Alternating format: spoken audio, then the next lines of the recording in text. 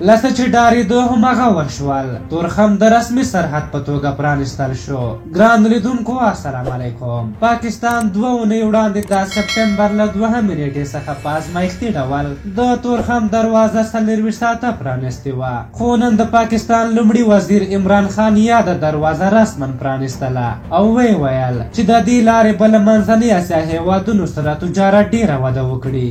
نن د یو لړ مراسمو په ترڅ کې پاکستان له افغانستان سره په رسمي ډول په تورخم دروازه د شپې او ورځې لخوا خدمات پرانستل، څو تګ راتګ او سوداګریزه راکړه ورکړه کې د دوی په خبره لا نور سهولتونه رامنځته شي.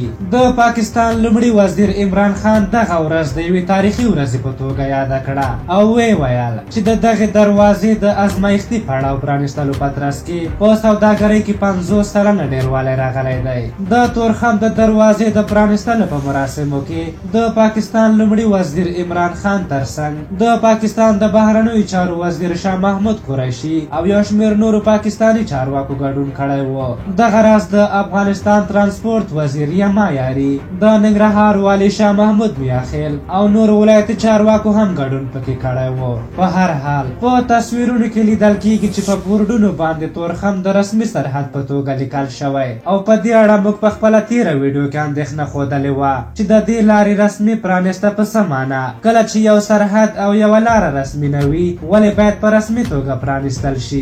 موږ ویلي وو چې افغان چارواکي باید په دغه مراسمو کې ګډون ونه کړي او بل باید دوی بورډونو ته په کتلو سره یاد مراسم پرېښي وای.